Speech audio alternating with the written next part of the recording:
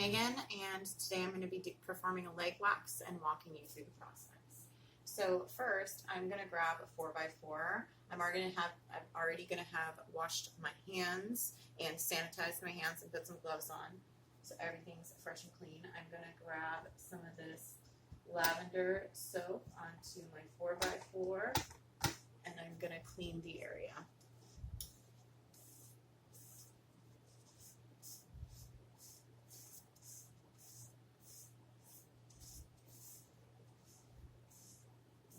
Once that's done, I'm going to take a very little amount of the jasmine oil. When I can actually get it on my hand. There we go. A very little amount. And if you feel like you've grabbed too much, which I do, you can just pat it down on the towel I have provided. You need very little of this.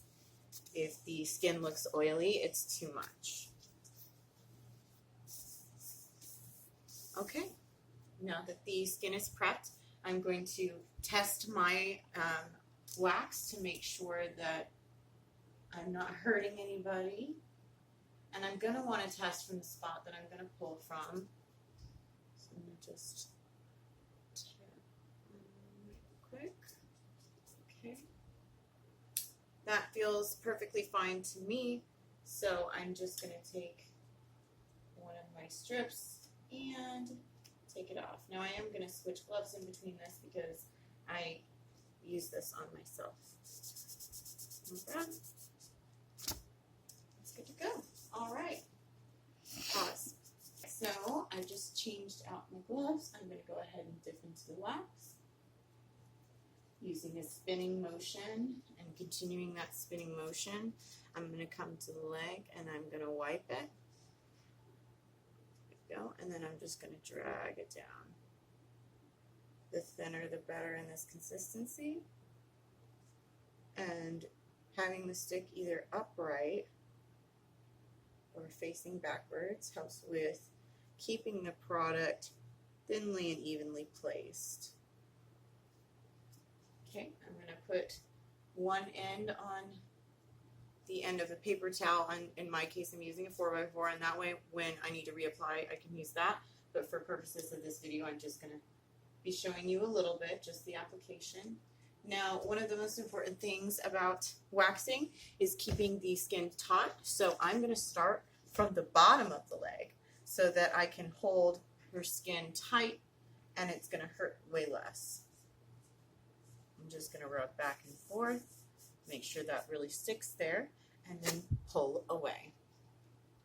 And we're going to go up, wipe a little bit down again, holding the skin tight underneath, and then pulling up vertically.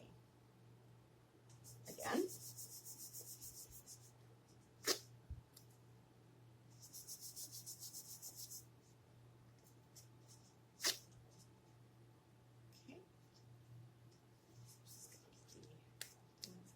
Down here. You doing all right? Mm-hmm. Make sure not to hit your client.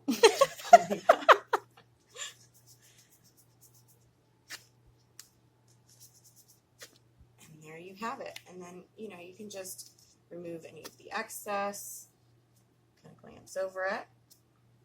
Okay, and then what I'm going to do next is I'm going to take a 4x4 as well. I'm going to take that jasmine oil, put it in here. You can put a little bit more of a generous amount.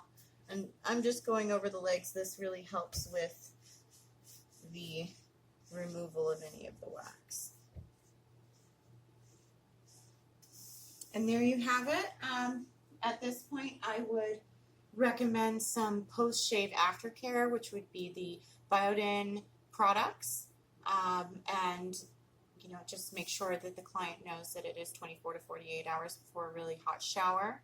Also, to keep out of excess sun exposure and, you know, not to exfoliate for the first 24 to 48 hours, but then after that to exfoliate. I would also explain that stages of hair growth, anagen, catagen, and telogen, and that some hair is in different stages, so you might see some growth a little bit faster, and then after the next couple times that you get waxed, you're good to go. Okay, that's that.